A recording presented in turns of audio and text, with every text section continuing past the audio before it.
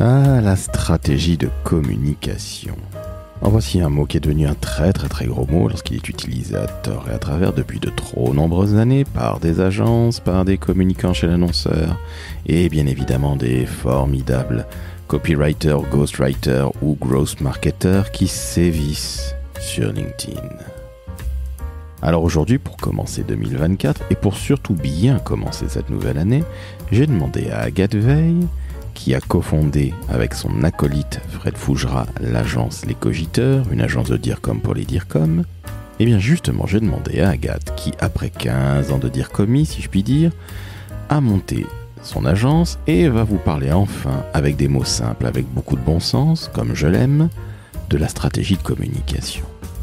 Et je tiens par avance à vous le dire, nous allons employer des mots extrêmement simples qui vont enfin dédramatiser ou démythifier la fameuse stratégie de communication dont on nous rebat les oreilles depuis trop longtemps sans réellement savoir ce dont il retourne.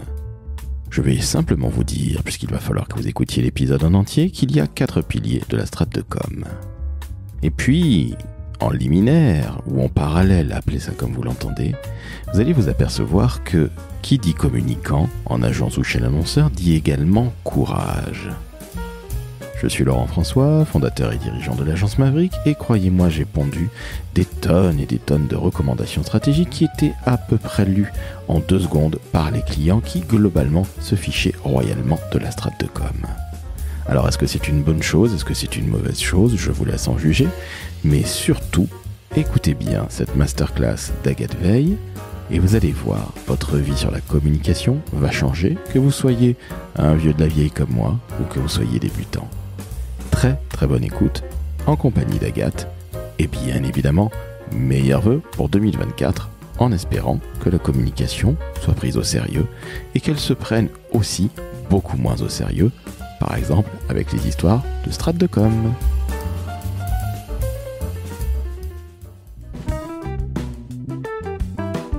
Le décodeur de la communication, un podcast de l'agence Maverick. Salut Agathe. Salut Laurent. Comment ça va? Et toi? Eh bien écoute, ça va bien. Et ça tombe bien, puisque tu es maintenant chez les Cogiteurs. On s'est connus chez Foncia. Tu travailles avec Monsieur Fougera qui n'est pas là. Ça rime, tout ça, c'est magnifique. Allez, je vais te demander de te présenter. Évidemment, Agathe Veil, vous la connaissez parce qu'elle parle évidemment très souvent sur les réseaux sociaux. Elle est passée dans le décodeur de la communication. Mais présente-toi en quelques mots, s'il te plaît. Et puis après, on va rentrer dans le vif du sujet qui s'appelle stratégie. Pas le canard. Le quotidien de notre métier. Je te laisse te présenter en une petite minute, s'il te plaît, Agathe. Alors moi, je suis Agathe Veil et j'ai 15 ans de direction de communication derrière moi. Et ça fait un bout de temps qu'on se demande justement avec Fred, qui était mon patron pendant très longtemps, si on ne passerait pas du côté agence. Parce qu'on s'est rendu compte que en travaillant dans les directions de communication, il y avait un énorme manque dans le côté agence, puisqu'elles sont très intéressantes, elles ont un autre point de vue, etc. Mais en fait, elles ne connaissent pas le monde de la direction de la communication de l'intérieur.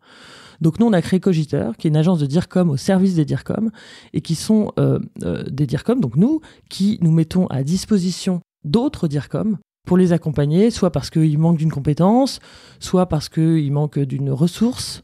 Voilà, et en tout cas, nous, ce qui est très intéressant avec nous, c'est que on connaît le monde de l'intérieur, on connaît le monde de l'entreprise de l'intérieur, les organisations, que ce soit les organisations publiques ou les organisations privées, on les connaît de l'intérieur. Donc on sait bosser avec des DRH, on sait bosser avec des financiers, on sait bosser avec des DG sur des véritables problématiques de communication. Donc on n'est pas tant une agence comme les autres, on est plus des DIRCOM délégués qu'on vient chercher pour une problématique particulière. Un réseau d'agences qui nous accompagne ensuite sur l'exécution, parce que réfléchir, et c'est très bien, mais pour nous, on est convaincus qu'il faut agir derrière. C'est-à-dire qu'il faut imaginer une stratégie avant de mettre en place des outils. Ça, c'est extrêmement important pour nous. Et je pense que c'est vraiment le sujet qui nous réunit aujourd'hui tous les deux. C'est que nous, on met en place du conseil en communication corporate pour améliorer l'image, la notoriété, pour accompagner sur des problématiques de plateforme de marque, de problématiques éditoriales, de transition, de transformation d'entreprise, transformation digitale. Tout ça, on le fait et on l'accompagne en termes de conseil. Et ensuite, une fois que le conseil a été mis en place, c'est des recommandations stratégiques concrètes pour pouvoir faire des plans d'action. Recommandations stratégiques. Allez, on rentre dans le vif du sujet. La recommandation stratégique, la fameuse recostrat, je m'en suis cogné des tonnes et des tonnes, je m'en cogne. Dieu merci beaucoup moins chez Maverick parce que je n'ai aucunement l'intention de perdre du temps avec ça. Tu vois, j'en bafouille, ça m'énerve. Non mais c'est la fatigue. Trêve de plaisanterie, la plupart des annonceurs ont toujours besoin, les entreprises, qu'elles soient publiques ou privées ou quelque organisation que ce soit, ont besoin d'être rassurées par une recommandation stratégique. Et c'est toujours pareil. Le rappel du contexte, les objectifs, la problématique, et après, on essaie de faire défiler soit des créations, soit une fameuse stratégie des moyens. Bon, ok, c'est sympathique, mais ça gonfle tout le monde, y compris le prospect et le client, hein. Donc on va arrêter. Parle-moi de stratégie comme toi tu la vois, parce que tu la vois autour de 4 piliers que je trouve très intéressants et nos auditrices et auditeurs, qu'ils soient jeunes ou moins jeunes, vont enfin trouver quelqu'un qui a du bon sens. Ça suffit. Non d'une pipe. Absolument. Mais c'est vrai, en fait, ce qui est très compliqué dans les entreprises, c'est que soit on veut faire des outils, on veut faire un joli PowerPoint, on veut faire une page Insta, etc. Soit on veut faire des stratégies. Et quand on dit stratégie, souvent on imagine qu'il faut des tonnes de pages. Sauf que, selon moi, selon les cogiteurs, une stratégie se mesure absolument pas en nombre de pages, mais en efficacité. Et une stratégie, c'est pas juste un plan d'action, c'est ni une théorie dans le vide, ni juste un plan d'action. Une stratégie pour moi, comme tu dis, c'est 4 points. C'est d'abord savoir l'intention de communication. Alors, je t'arrête tout de suite. Qu'est-ce que c'est que l'intention de communication ? C'est ce que tu veux dire ? L'intention de communication, c'est pourquoi. C'est pas encore le message, c'est pourquoi on communique. C'est quoi le but ? C'est quoi l'objectif ? Est-ce que c'est pour recruter des gens ? Est-ce que c'est pour valoriser financièrement la boîte ? Est-ce que c'est pour se protéger en cas de crise ? C'est l'intention. C'est comment on peut servir la stratégie de l'entreprise via une stratégie de communication. C'est quoi qu'on veut faire derrière ? Qu'on veut atteindre ? Alors, tu es en train de me dire que la stratégie de communication ne remplace pas la stratégie de l'entreprise ? Alors, certainement pas. La stratégie de communication accompagne la stratégie d'entreprise, mais la remplace pas. Alors, soit on pense que la communication, c'est inutile, soit on pense que c'est magique. C'est-à-dire qu'on se dit, la com, c'est pour faire joli, ça sert un peu à rien, on s'en fout, on les met dans la boucle au dernier moment. Soit tout d'un coup, notamment en cas de crise, on la sort comme ça des tiroirs en se disant, ils vont tout régler, etc. Sauf que la com, elle se base sur des contenus. La com, c'est pas juste un joli papier cadeau. Ça, c'est un truc qui m'agace terriblement dans le monde de la com, c'est qu'on imagine souvent que la com, c'est pour faire joli, c'est un papier cadeau. Sauf que moi, j'aimerais bien voir la gueule de vos enfants à Noël si vous leur offrez un très joli papier cadeau avec un très joli ruban, mais qu'il n'y a rien dans le cadeau. La com, c'est un joli cadeau dans le sens où il y a un truc à l'intérieur. Alors évidemment, c'est bien emballé, mais il y a un machin à l'intérieur, il y a un putain de cadeau à l'intérieur. On est d'accord.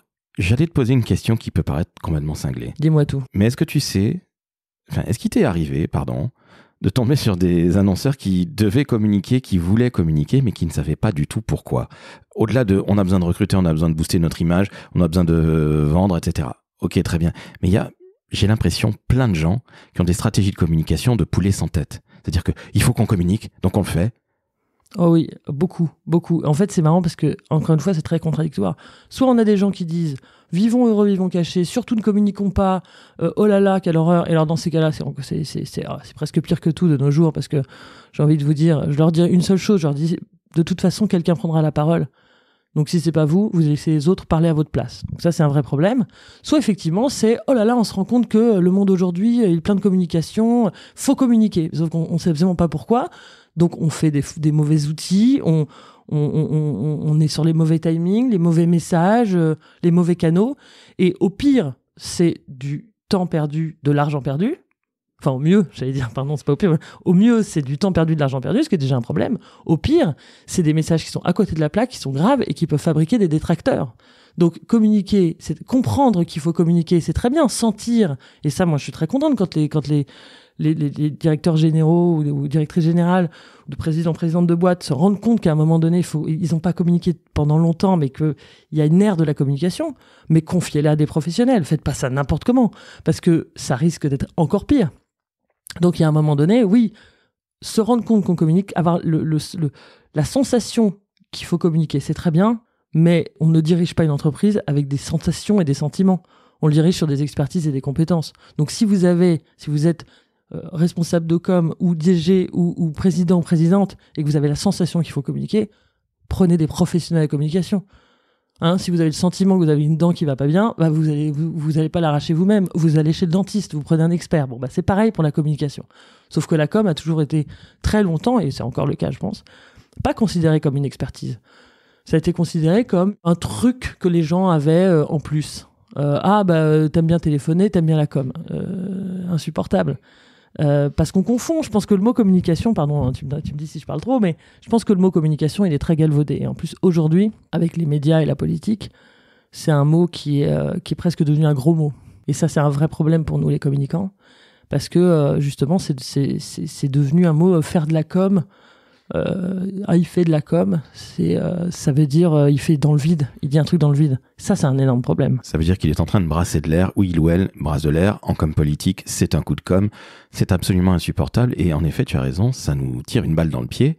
Et si derrière, on ne sait pas nécessairement pour quelle raison objective on doit communiquer, eh ben on finit par faire peut-être au mieux des jolies choses, au pire des daubes. Bah oui, en fait, j'ai l'impression que beaucoup d'entreprises, d'organisations communiquent pour se donner bonne conscience. En fait, qu'elles communiquent en se disant au moins j'aurais fait quelque chose, donc je peux me regarder dans le miroir, enfin j'exagère un petit peu, hein, parce que c'est pas non plus un dilemme moral, mais je peux me regarder dans le miroir parce qu'au moins j'aurais essayé, au moins j'aurais fait quelque chose. Donc si jamais ça marche pas, si jamais ça rate, c'est pas ma faute, parce que j'ai fait quelque chose. Sauf que faire quelque chose, faire n'importe quoi, c'est très bien, ça donne bonne conscience, mais en réalité ça sert strictement à rien. Donc à un moment donné, là on en revient à la stratégie, il faut vraiment, vraiment prendre du temps pour en gagner. Moi, ça, je le dis très souvent. Créer des outils sans y réfléchir, c'est plus rapide que de réfléchir à une stratégie de communication, mais c'est beaucoup moins efficace. Donc, je le dis souvent, il faut prendre du temps pour en gagner. Il faut prendre un tout petit peu plus de temps parce qu'une stratégie, ça ne fait pas non plus 100 ans à se fabriquer. Hein. Mais il faut le faire parce que il faut, 1, penser à ses intentions, pourquoi on communique. 2, comprendre l'audience, la personne à qui on veut adresser le message. 3, trouver le bon angle, le bon message à adresser, et ça se base sur des contenus desquels on extrait la bonne émotion pour pouvoir convaincre, pour pouvoir embarquer cette cible, et ensuite, et seulement ensuite, et c'est le 4e point, les outils, le plan de communication. J'en reviens à l'essentiel. Beaucoup de gens n'osent pas mettre en place une stratégie de communication parce qu'à un moment, c'est engageant. Parce qu'à un moment, il faut prendre des risques et il faut savoir dire à notre direction générale, lorsqu'on est évidemment aux responsabilités à la communication, voici pour quelles raisons nous allons parler. Alors si c'est recruté, globalement tout va relativement bien. Après arrivent les ennuis avec un DRH qui globalement ne comprend rien à la communication. Mais ça, c'est une autre paire de manches. Oh oui. Ça, c'est le mec qui a fait des années de marque employeur qui vous parle. De communication employeur, oui, qui est souvent la chasse gardée du DRH alors que c'est pas son travail. Comme si la communication financière devait être la chasse gardée du financier. Non, il y a le mot communication, donc ça veut dire qu'il y a une expertise communication derrière. Exactement, mais à un moment, il faut savoir s'engager. Je veux dire par là que tu es directeur général d'une entreprise, tu es à la tête d'une entreprise, tu sais pour quelles raisons généralement tu prends la parole. Et j'ai l'impression qu'il y a beaucoup de communicants qui n'osent pas aller titiller leur DG, en tout cas leur N+1 ou plus 2, peu importe la hiérarchie, et leur dire non mais à un moment il va falloir qu'on mette un petit peu le courage sur la table ou autre chose sur la table.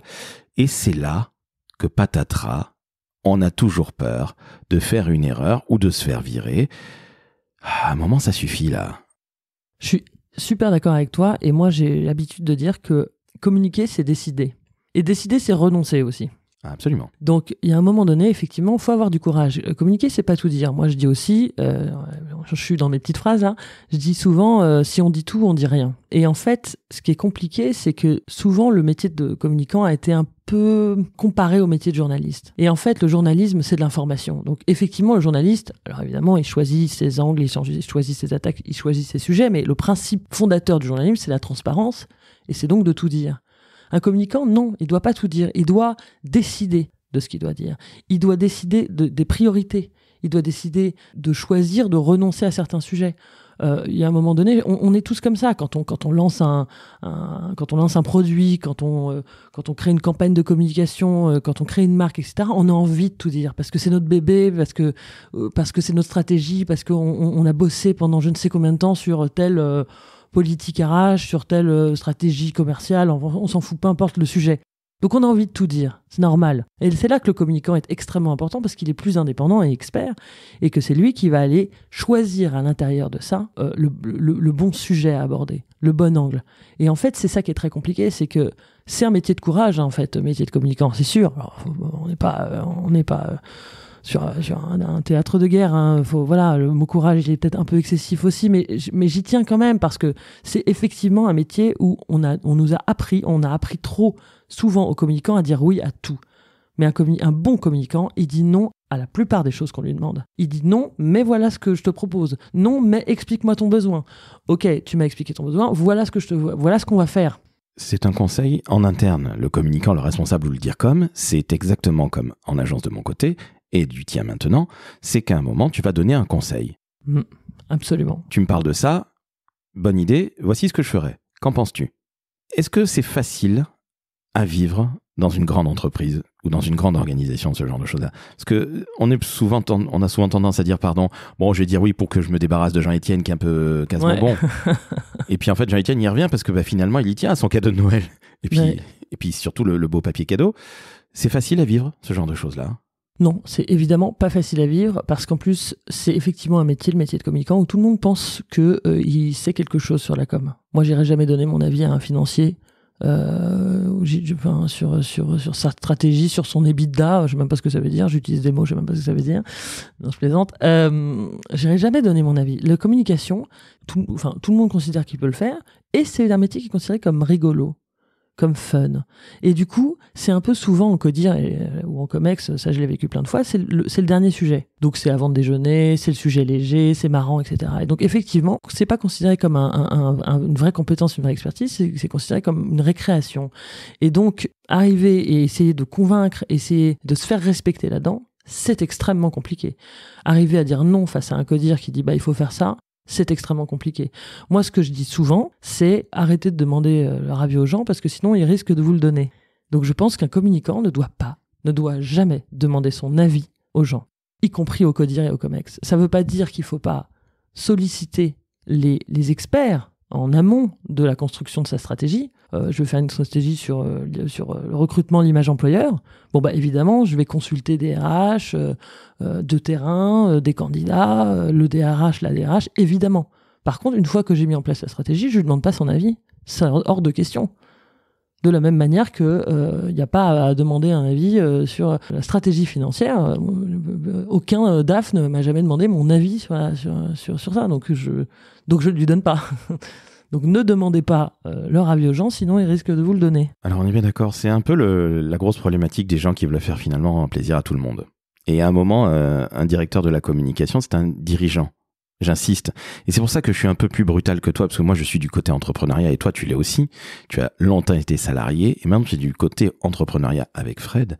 Et ce que je trouve incroyable, c'est que justement il faut avoir ce courage. Alors on est bien d'accord Agathe, on n'est pas en Israël, on n'est pas non plus en Ukraine, toute proportion gardée. Soyons bien clairs là-dessus. À un moment, il va falloir savoir dire non, il va falloir mettre les ovaires ou le reste sur la table, parce que ça n'est pas possible. Parce que c'est le meilleur moyen de ne jamais être pris au sérieux et d'être toujours le côté un peu fun. C'est le dernier truc du comex dont tu parlais. Dis donc, ma petite Agathe, vous nous ferez un petit événement avec des jolies hôtesses et du bon champagne. On vous remercie, en très bonne année. Quelle horreur. Exactement. Mais donc, à un moment, il faut savoir très clairement dire aux gens, vous vous engagez dans une communication. Il va y avoir évidemment des outils que vous verrez, ça c'est facile à juger. Il y aura du j'aime pas, mais bon, ça c'est la vie, ça fait partie de notre job. Mais à un moment, la stratégie, elle doit être là. Qui dit stratégie, dit évidemment le pourquoi, mais dit aussi les cibles. Et là, j'ai l'impression extrêmement désagréable que beaucoup d'entreprises, beaucoup d'organisations, donc on parle du public et du privé, ne connaissent pas les gens auxquels ils veulent s'adresser. C'est hallucinant. Comment ça se fait, mon sang ?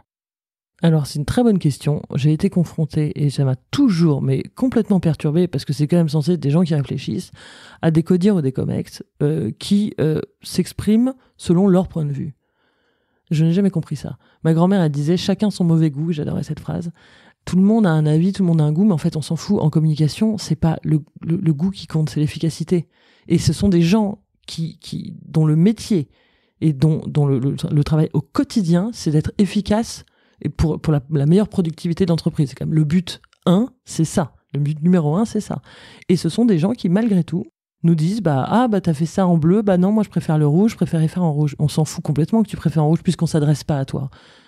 Je veux dire, tu me demandes de faire une campagne pour recruter des jeunes femmes intéressées par l'environnement et le digital, je dis n'importe quoi, et toi, mâle blanc de codir, tu me donnes ton avis, je m'en fous, ça ne m'intéresse pas. C'est fou à quel point ce sont des gens qui sont censés réfléchir, mais qui aiment tellement donner leur avis, qui n'ont aucune empathie, aucune capacité, je suis d'accord avec toi, à se projeter, à comprendre les cibles. Mais encore une fois, c'est pas leur métier. C'est pour ça qu'il faut faire confiance aux communicants. C'est notre métier à nous de s'intéresser, de comprendre les cibles. C'est pas le leur. Il faut juste qu'ils acceptent tu me pardonneras le terrible expression, de fermer leur grande gueule. Je suis tout à fait d'accord avec toi. Mais c'est aussi à nous de savoir la fermer. Soyons bien clairs. Leur fermer, la fermer. Bon, vous avez compris, il faut qu'ils se taisent. Oui. Et qu'on leur dise, Jean-Étienne, tu te tais parce que j'en ai rien à foutre. Oui, je suis d'accord avec toi. Et en fait, on manque de courage. On manque terriblement de courage. On a peur de se faire engueuler, etc. Sauf qu'en fait, au final, on se fait engueuler quand on n'est pas efficace dans notre mission. On nous donne la mission d'arriver là, de faire progresser la notoriété de la boîte pour faire je sais pas quoi. Et au final, si on tape pas du poing sur la table, je suis d'accord avec toi, un DIRCOM ou une DIRCOM, c'est un dirigeant ou c'est une dirigeante, ça veut dire qu'il doit diriger. Ça veut dire qu'il doit décider. Ça veut dire qu'il va se faire pas que des amis.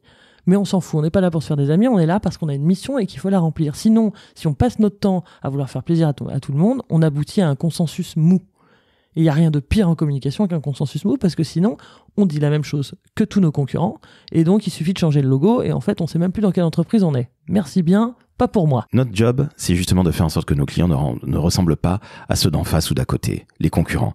Et cette espèce de consensus dont tu parles est insupportable, parce que souvent, on va pas trop prendre de risques, on le fait quand même, il faut bien qu'on communique, il faut bien dépenser un peu de pognon. Et puis on va faire plaisir à Sylvie qui est à la com, qui était secrétaire avant. Bon, évidemment, ne voyez pas tout en noir, parce que évidemment on tabasse Agathe et moi, mais... On dénonce. Oui. J'accuse. J'accuse, on est des fous. Mais notre métier est un métier de gens courageux, pas de pleutres. Et je n'aime pas les pleutres et je n'aime pas les seconds couteaux dans la vie. Donc je vous le dis, vous qui nous écoutez, si vous êtes un peu second couteau, retirez-vous vite les doigts du machin et allez-y là. On veut des Wonder Woman parce que sinon on fera toujours de la communication insupportable. Regardez les daubes qui passent à la télé dans les tunnels de pub. Ben moi j'ai pas envie de faire ça. Et Agathe elle a pas envie de faire ça. Et aucune entreprise n'a finalement envie de faire des pubs que personne ne retient et qui coûtent un bras, voire les deux. Je reviens à nos cibles. Comment on fait pour les connaître, nos cibles ? Comment on fait pour les connaître ? Il faut évidemment... énormément se renseigner, lire, regarder des études, les conduire, les écouter surtout. Il faut énormément écouter. Il faut sortir, voir le monde, et puis il faut sortir de soi. Je pense que ce qui est très important, c'est qu'il faut sortir de soi et de son point de vue. C'est extrêmement important. Donc il y a plein de façons d'écouter les cibles. Il faut, se renseigner, lire des études, etc. Et puis les interviewer. Les interviewer sans avec des questions ouvertes, sans avis préconçus, sans poser des questions fermées qui répondent par oui ou par non, avoir vraiment une écoute active, sans angle préimaginé dans sa tête. Et ça, c'est une expertise, c'est une subtilité, c'est ce qu'on appelle souvent avec Fred le sens politique.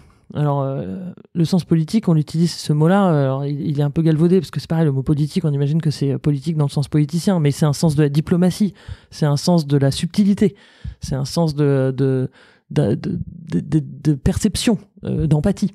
C'est ça que ça veut dire, le sens politique. Justement, toi qui as toujours travaillé avec Fred et qui continue, et c'est très bien, c'est un beau couple depuis une quinzaine d'années.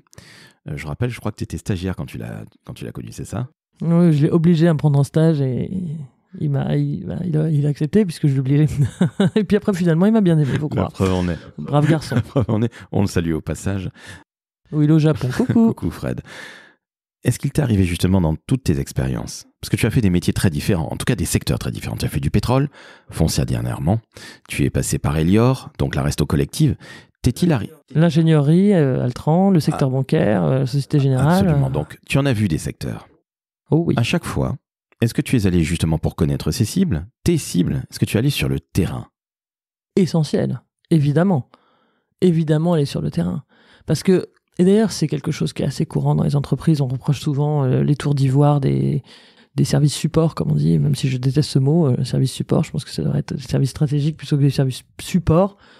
Et on reproche souvent à ces gens-là qui sont dans des grandes villes, souvent à Paris, de ne pas connaître les cibles, etc. C'est extrêmement important de bouger sur le terrain, de rencontrer les gens. Et même le middle management, d'aller dans les réunions de middle management de régions ou de pays, c'est extrêmement important. En plus, moi, dans les boîtes dans lesquelles j'ai été, Géoservice, c'était une vingtaine de pays, puis Schlumberger encore plus. Je sais plus combien c'était, ou une vingtaine de pays aussi chez Altran. Donc évidemment, il faut aller à la rencontre des gens et il faut y aller avec le plus de simplicité possible aussi, parce que pas avec une espèce de délégation de service. De toute façon, moi, j'aime bien parler avec les gens, j'aime bien que ce soit simple, etc. Et de toute façon, il faut aimer ça. Quand on est communicant, il faut aimer parler avec les gens et leur parler normalement, vraiment, et pas avec des grands chevaux de tour d'ivoire, je suis à la DIRCOM, etc. Non, c'est sûr qu'il faut aimer les gens. Il faut aimer les gens, et puis il faut aussi savoir, quelque part, mettre les mains dans le cambouis. Aller sur le terrain, certains vont détester ça. Moi, je trouve que dans notre métier de communicant, c'est ce qu'il y a de plus fantastique. C'est là qu'on comprend tout ce qui se passe et tout ce dont on va pouvoir retirer la fameuse quintessence. C'est là qu'elle se trouve. Ouais. Je suis d'accord. Après, il y a beaucoup de communicants qui confondent aller sur le terrain, s'intéresser aux gens, parler aux gens et aimer papoter. Et ça, c'est vraiment terrible parce que ça continue à conduire une mauvaise image de la communication. Parce que souvent, on se dit « Ah bah ouais, t'aimes bien téléphoner, t'aimes bien papoter, donc t'es un bon communicant. » Non, communiquer, c'est pas papoter. C'est pas pareil. On a dit écouter. Discuter avec les gens, c'est pas se raconter nos vies. Moi, je connais pas la vie des gens sur le terrain, la vie personnelle, je veux dire. On peut, parce que c'est sympa, on déjeune ensemble, on se raconte nos vies, et c'est marrant.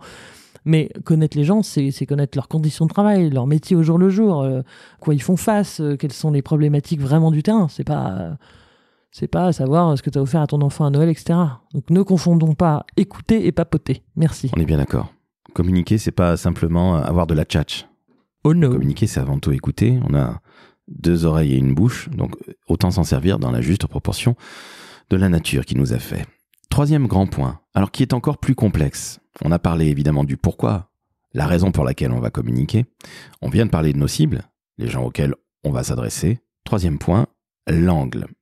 La différence entre la communication et l'information, c'est que la communication est une information avec, quelque part, un angle, une volonté, une intention. Ça, c'est Nicolas Bordas qui le dit. On le salue. Tout à fait. Salut Nicolas. Explique-nous ce que c'est, parce que on parle beaucoup d'éditorialisation de la communication. Tu parlais des journalistes, c'est pour ça. Et on a de plus en plus tendance à confondre le journaliste avec le communicant et vice-versa, alors que ça n'a strictement rien à voir. Mais bon. Non, mais peut-être parce que le journalisme devient un peu polémiste de nos jours, donc c'est peut-être eux qui glissent plus que nous, mais j'en sais rien. Je ne dénonce personne en particulier. Tu penses à qui ? Non, à personne. On assiste quand même à un glissement médiatique du journalisme vers de la polémiquisation, à savoir comment on dit ça, de la polémique, tout simplement. La polémique. Alors, l'angle, qu'est-ce que c'est ? Parce qu'on en parle beaucoup, on ne sait pas nécessairement ce que c'est réellement en communication. Est-ce que tu peux nous expliquer ça, s'il te plaît, Agathe ? Pour moi, l'angle, c'est d'abord savoir le contenu qu'il y a pour communiquer. Donc, on a notre intention, nos cibles. Qu'est-ce qu'on a comme contenu dans l'entreprise ? Donc, c'est quoi ? C'est la réalité de l'entreprise, ce sont les preuves, c'est ce qui se passe vraiment sur le terrain, ce que l'entreprise a vraiment à offrir aux cibles. Ça, c'est le contenu. Et ensuite, c'est à partir de ce contenu-là, trouver le bon angle émotionnel. Quelle est la bonne émotion ? Comment on va aller, non pas transformer, parce que c'est pas de la transformation, mais comment on va aller chercher dans ce contenu le bon angle pour créer de l'émotion auprès de nos publics. Donc pour les embarquer, pour les convaincre, pour les faire acheter, pour les convaincre d'acheter, pour les convaincre d'aimer la marque, etc. C'est trouver le bon angle émotionnel, c'est vraiment faire appel aux émotions. Et c'est ça la différence énorme, c'est que ça n'est pas juste délivrer l'information, c'est trouver dans cette information, déjà trouver la bonne information, le bon contenu, celui qu'il nous faut, parce qu'on va pas tout dire, comme j'ai dit tout à l'heure, si on dit tout, on dit rien, donc on va certainement pas tout dire, donc on trouve le bon contenu, la bonne preuve, le bon sujet, et ce bon sujet, comment on l'attaque, quel angle on prend pour susciter de l'émotion. Alors ça peut être une émotion, ça peut être des émotions de joie, ça peut être des émotions d'enfance, ça peut être des émotions, enfin voilà, qui vont ensuite embarquer la cible pour pouvoir atteindre notre intention de communication. Mais qui est de vendre d'une manière ou d'une autre, quoi qu'il advienne. Oui, ou vendre, faire adhérer, candidater à un poste, défendre la marque, ça aussi, ça peut être une intention de communication. Faire défendre une marque, une association, parce on parle beaucoup d'entreprise, parce que j'ai beaucoup d'expérience dans l'entreprise, mais c'est pas forcément ça, mais il y a beaucoup en communication de crise des associations qui se font de biens publics, qui se font attaquer injustement. On peut aussi avoir un énorme travail de fond sur des cibles des cibles sur de grand public pour que ce grand public défende la marque en cas de crise, par exemple. Ça peut être une intention de communication. De comment on va faire pour faire ça ? Il faut savoir que notre intention, c'est ça, c'est de créer un réseau d'ambassadeurs, même si j'aime pas trop le mot, que je trouve un petit peu galvaudé aussi. mais pour défendre. Donc notre cible, ça sera plutôt des gens sur le digital, des influenceurs sur les réseaux sociaux. Et après, il faut trouver l'angle. Qu'est-ce qui va les toucher? Comment est-ce qu'on va les embarquer pour leur faire comprendre sur le long terme que l'association, elle fait du bien, quand bien même elle fait des erreurs, elle les corrige. Pourquoi telle population n'est pas prise en compte dans l'association, expliquer, pour essayer d'atteindre l'intention de communication visée, quoi. Toutes ces émotions sont fondamentales. Et je rappelle juste à nos auditrices et auditeurs que quand on fait, par exemple, une grande campagne de publicité, nos amis anglais, nos amis américains, en général, se prennent beaucoup moins la tête que nous. Ils sont beaucoup plus pragmatiques. C'est pour ça que je les aime tant. Et l'efficacité passe aussi par une intention et qui véhicule des émotions. Quand on fait rire quelqu'un, on se souvient beaucoup plus de la marque. Absolument. Et ce n'est pas une seconde... ce Ligue 2 de la communication que de vouloir faire rire. Et il faut arrêter de penser toujours pour le rire que parce qu'une marque communique avec un peu d'humour, elle n'est pas sérieuse. Après, ça dépend de l'émotion, ça dépend de la cible. Encore une fois, si on veut atteindre des gens, parce que c'est le fond, c'est l'humour, on utilise l'humour. Mais si c'est effectivement faire appel à des émotions de l'enfance... j'en sais rien, effectivement, mais les émotions, c'est extrêmement important, d'où l'importance de connaître sa cible, effectivement. Mais arrêtons de faire, je suis d'accord avec toi, des communications qui sont aseptisées.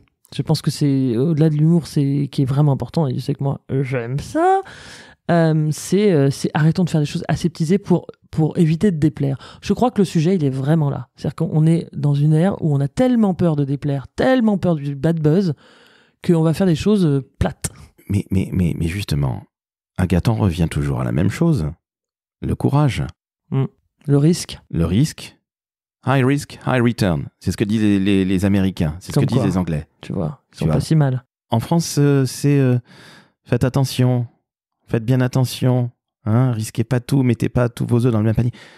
Au final, on fait de la très belle pub et de la très belle communication en France, mais on n'a jamais de prix. Alors les prix ne sont pas les plus intéressants, mais ça veut tout dire, c'est qu'à un moment, les gens, ils ont besoin d'être marqués par des choses qui leur pètent aux yeux, d'une manière ou d'une autre. C'est la fameuse émotion dont tu parlais. Et notre job de communicant, à un moment, c'est justement de dire, non mais on va arrêter de faire des communications très aseptisées, dans notre monde ultra aseptisé, parce que on ne va pas nous remarquer, on dépense de l'argent pour rien, un fameux pognon de dingue, comme diraient certains. J'en reviens au courage, mais comment tu fais, toi? Comment tu as fait pour faire accepter des choses qui étaient un peu plus, borderline, un peu plus fofolles que rejoignez une équipe qui gagne? Regardez comme c'est bien chez nous. J'en reviens à ce que je disais tout à l'heure. La plupart du temps, j'ai pas demandé leur avis aux gens, donc ils me l'ont pas donné, et du coup, j'ai fait ce que je voulais. Mais attends, je te coupe. Mais ça aussi, c'est du courage. Oui, dis-moi. Bien sûr que c'est du courage, mais justement, ils sont pas revenus vers toi en disant, mais dis donc, pourquoi tu t'es permis de faire ça? Tu nous as pas demandé notre avis? Aussi, bien sûr que c'est arrivé. J'aurais dit, non. Et voilà, fin de la conversation. Qu'est-ce que tu veux que je dise? Non, je t'ai pas demandé ton avis, puisque t'es pas un communicant aux dernières nouvelles, donc voilà. Mais c'est très compliqué. Je dis ça aujourd'hui parce que je vais avoir 40 ans. Même si évidemment je ne le fais pas, merci, c'est gentil. Absolument, de ta part de le dire, mais vraiment, mais c'est hallucinant de gentillesse. Tu m'as coupé l'absolu. Et que j'ai un petit peu de bouteille maintenant, pas énormément, mais un petit peu quand même. Mais évidemment, quand j'étais plus jeune, c'était plus compliqué. Mais c'est sûr qu'il faut accepter d'avoir du courage, de pas se faire aimer et de se faire critiquer. Mais en soi, donc ça, j'ai dû l'apprendre. J'ai dû l'apprendre sur le terrain et je me suis fait engueuler. J'ai pleuré dans des toilettes plein de fois. Enfin, je veux dire, il y a un moment où il faut se dire les choses, bien sûr. Mais je savais, et je pense que j'ai eu énormément de chance aussi avec Fred, qui était donc qui est mon associé maintenant, mais qui a été mon patron pendant longtemps, d'être très soutenu et d'avoir des équipes.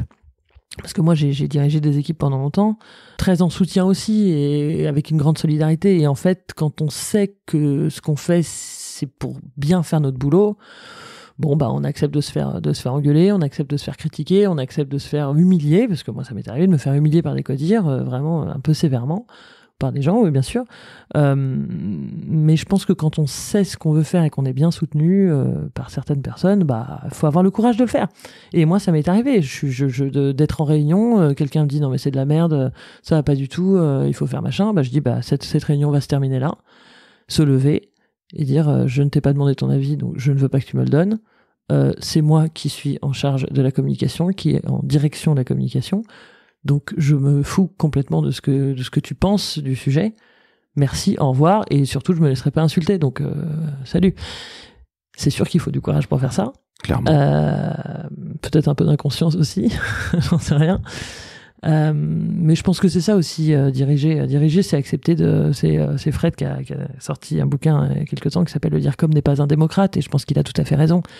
On n'est pas là pour faire, encore une fois, un consensus mou, pour faire plaisir à tout le monde et pour se faire élire. Non, on a une mission qui est très claire. Si les gens veulent entraver cette mission parce que je sais pas quoi, ils ont décidé qu'ils étaient meilleurs que nous, bon, bah, ils ont qu'à aller voir le DG et leur dire qu'ils sont meilleurs que nous, et dans ces cas, moi, je suis remplacé, il n'y a pas de problème. Mais aux dernières nouvelles, j'avais pas été remplacé, j'ai jamais été remplacé.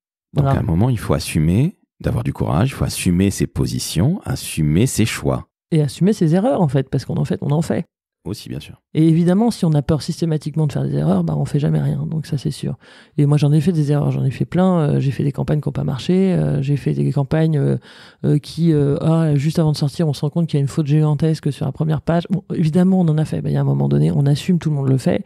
Le tout, c'est pas de faire la même erreur 40 fois, même 2 fois. Mais je crois que vraiment assumer ses erreurs, et même les erreurs de ses équipes, et partager les victoires, c'est extrêmement important, parce qu'encore une fois, on peut tout affronter quand on est un peu solidaire avec des gens.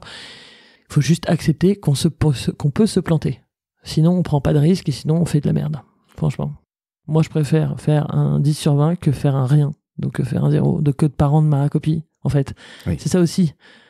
Je pense qu'il faut accepter, si on veut à un moment donné avoir un 14 sur 20, un 16 sur 20, un 18 sur 20, il faut accepter de rendre une copie à 10. On rend une copie à 10, on s'en fout. Au moins, on est noté. Et on n'est pas recalé. Enfin, je veux dire, vaut mieux se présenter à un examen et rater, en tout cas c'est ma conviction, que de ne pas y aller. On a vu le pourquoi on communique, on a vu les cibles, on vient de voir l'angle, on vient de parler du courage, mais je pense que, bon, avec Agathe, quelque part, ça ne pouvait pas être autrement. 4e point, le 4e pilier de la stratégie, quel est-il ? C'est le plan d'action.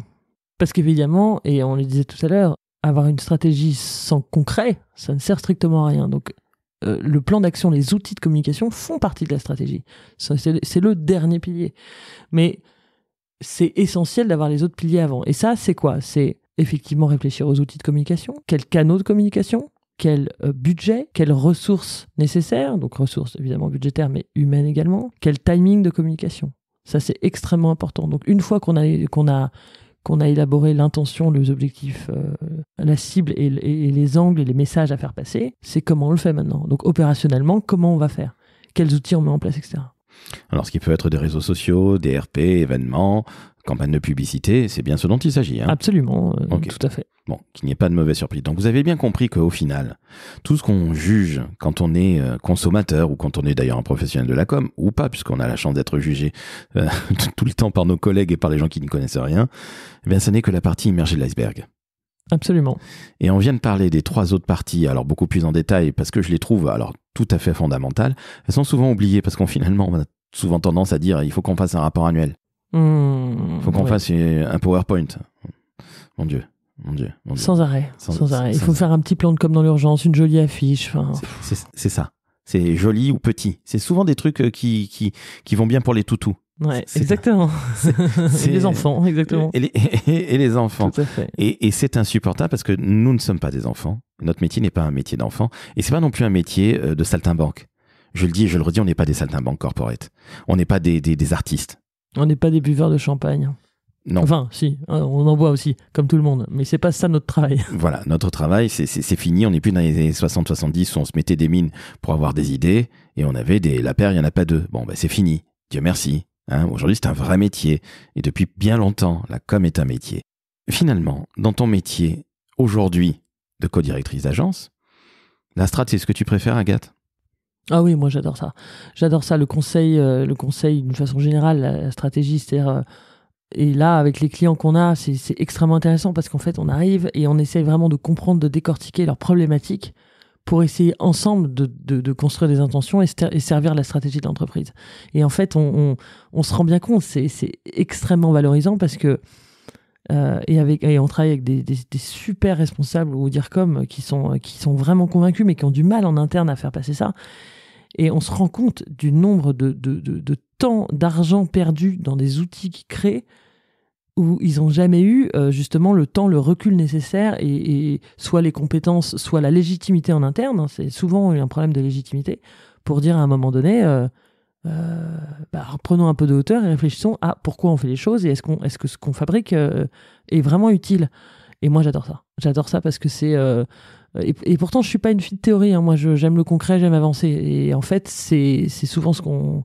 On imagine souvent que la stratégie, c'est de la théorie et que c'est des gens qui passent leur temps à réfléchir à des concepts philosophiques. Je suis pas du tout comme ça.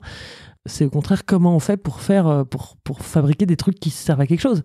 Notre métier, il sert à quelque chose. Et ça, c'est hyper valorisant. C'est ça que j'adore dans la strat, c'est que contrairement à ce qu'on imagine, c'est vachement faire. Et c'est pas que penser, c'est beaucoup, beaucoup faire. C'est plus que les outils. Les outils, c'est exécuter. Alors que la stratégie, c'est faire. Et ça, moi, j'adore ça.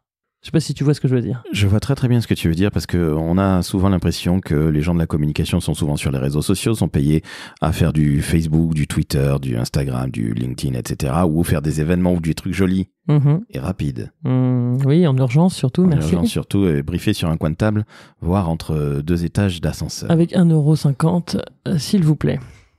Ça, c'est le quotidien de Maverick, donc ça, je n'en parlerai pas. mais je suis tout à fait d'accord avec toi. La stratégie, c'est faire. C'est de l'action.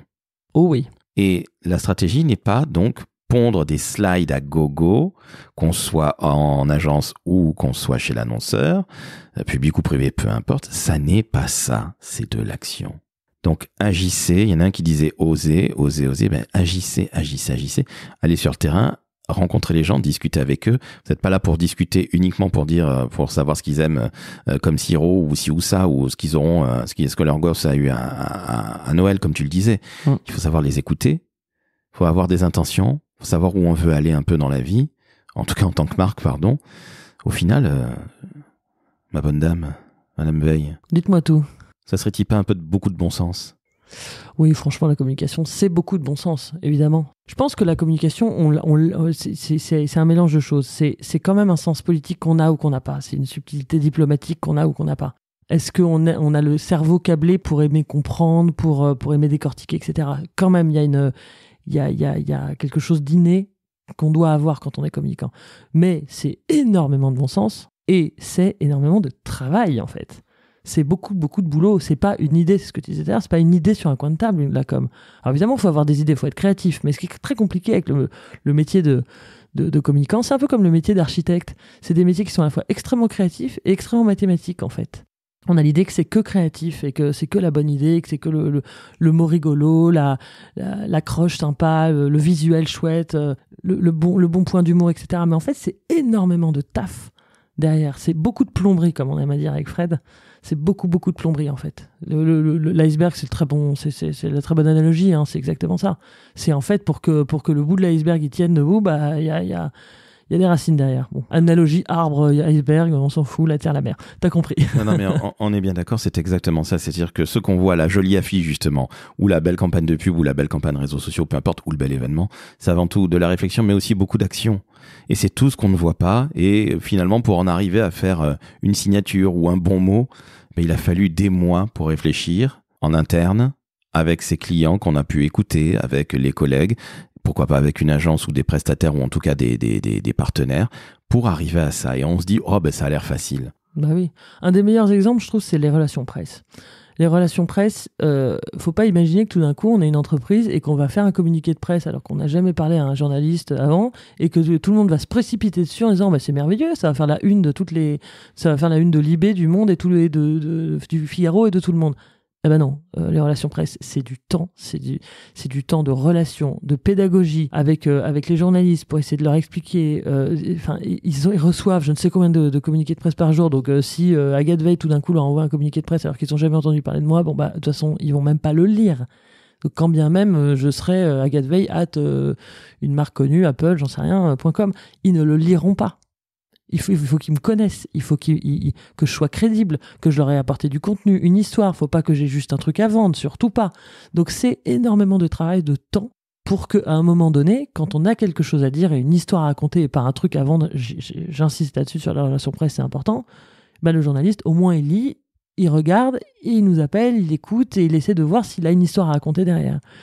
C'est pas juste un communiqué de presse, ça n'existe pas. Donc pour moi, un communiqué de presse pour dire ça, très bien, bah, on se donne bonne conscience, comme on disait tout à l'heure, on l'a fait, on l'a publié sur le site web, ça sert à rien, personne ne va le voir, mais oh là là, bravo, on a fait un super travail. Non, si on veut qu'un journaliste lise notre communiqué de presse, parce qu'on a un truc à dire, encore une fois, une histoire à raconter, il faut énormément de travail en amont. C'est exactement ça. Très belle analogie avec les relations presse. On va saluer Nadjet B. Ah, Nadjet B, la fameuse. Mais en effet, notre métier de communicant, c'est pas du tout un métier où c'est uniquement fun. Ça l'est, fort heureusement, comme dans tous les métiers d'ailleurs. Hein. Bah, chacun met le fun dans son métier. Je pense que les finances, ça peut être très drôle. Il suffit d'être drôle. Hein. Je sais pas, il y a un moment, si les gens sont chiants, c'est pas leur métier. Hein.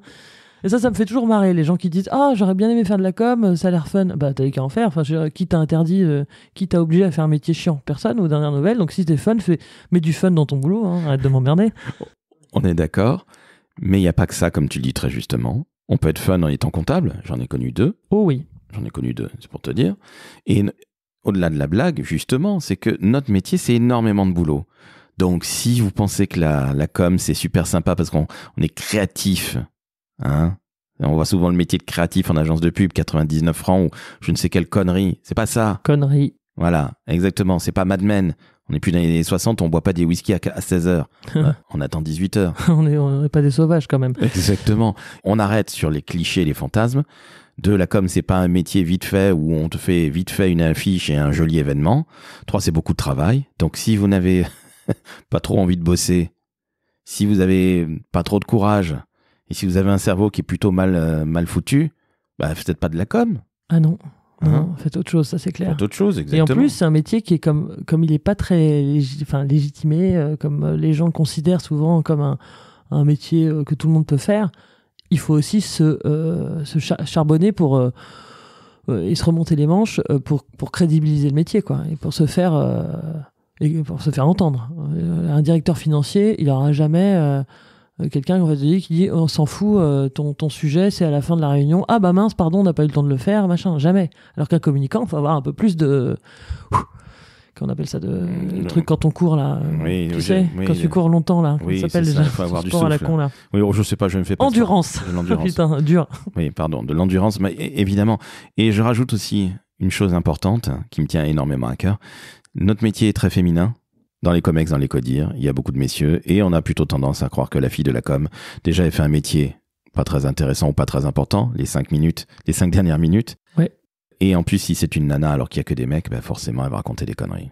Ça c'est sûr que moi j'ai été confrontée souvent à ça. Le fait d'être une femme, le fait d'être plus jeune aussi, ça m'est arrivé souvent. J'étais dans des codires, j'avais à partir de 28 ans, je crois, comme ça. Et donc une jeune femme blonde.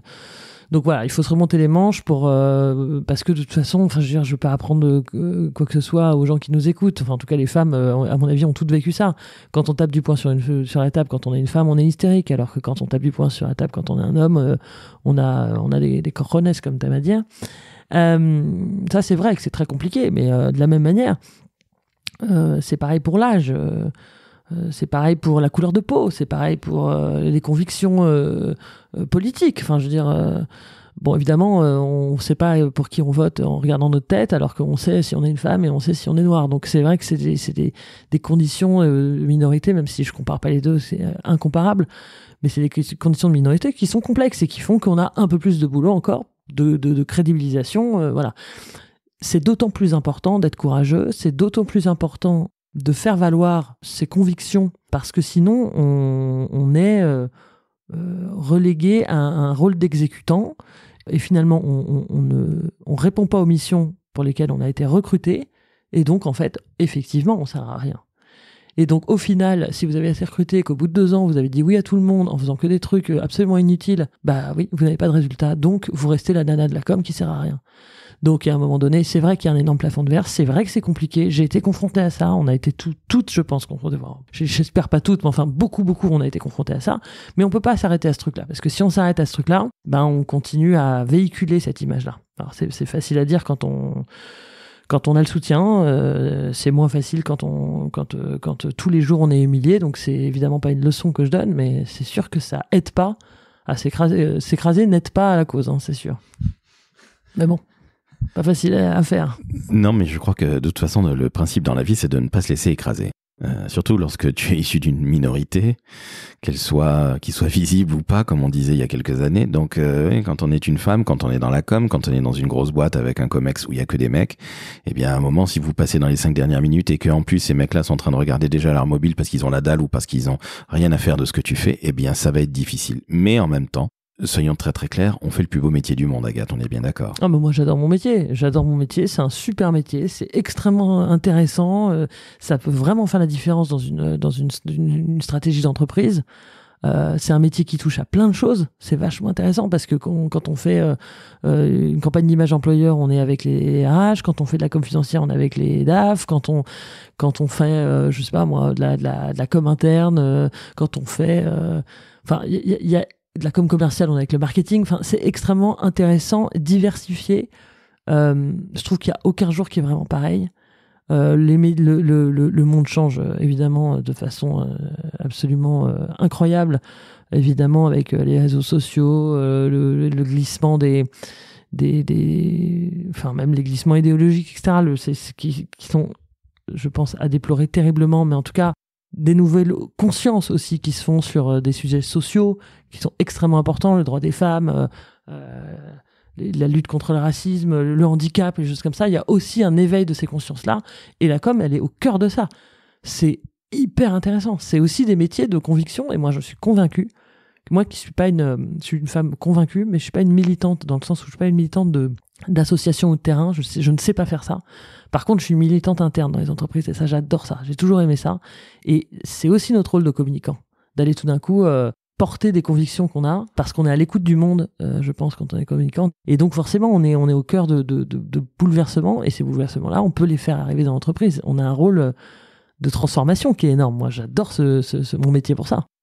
La communication, c'est pas uniquement un métier support ou une fonction support. Bon, ça l'est un peu de fait. Bon, le débat n'est pas le plus intéressant, mais surtout, on est une plaque tournante dans une entreprise ou une organisation. Une vraie fonction stratégique, oui, absolument. Ça dépend malheureusement des entreprises, mais d'une manière générale, je suis d'accord avec toi, c'est pas une fonction support, c'est une fonction stratégique, tu viens de le dire, et je vais juste faire un petit rappel, et on va conclure avec ça, que Coca-Cola, à un moment, en a eu marre d'investir en publicité et en communication. Je sais pas qui a eu cette très très bonne idée, mais Coca-Cola, la marque la plus connue du monde, a décidé à un moment d'arrêter pendant quelques jours ses investissements de communication, quels qu'ils soient. Au bout de 48 heures, les ventes ont baissé de manière drastique.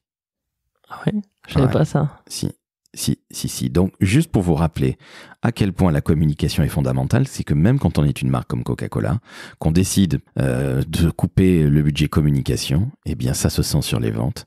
Donc, la communication, même pour une marque comme ça, elle est absolument fondamentale. Donc, même si vous n'êtes pas Coca-Cola, que vous nous écoutez, si vous êtes en agence, si vous êtes chez l'annonceur, sachez que votre métier est un super beau métier. Il faut avoir du courage, il faut avoir des convictions. Moi, je tape un peu plus fort qu'Agathe, mais Dieu sait si elle tape fort elle aussi. Mais arrêtez d'avoir peur de tout, ça me fatigue. Donc, vous les annonceurs, un peu plus de courage. Nous, les agences, on va peut-être essayer aussi d'être un peu moins stratèges à 2 balles et être des vrais stratèges avec beaucoup de bon sens. Comme tu l'as très justement dit, merci pour tes 4 P, qui sont des 4 piliers, et non pas les 4 P du marketing, confère le Mercator.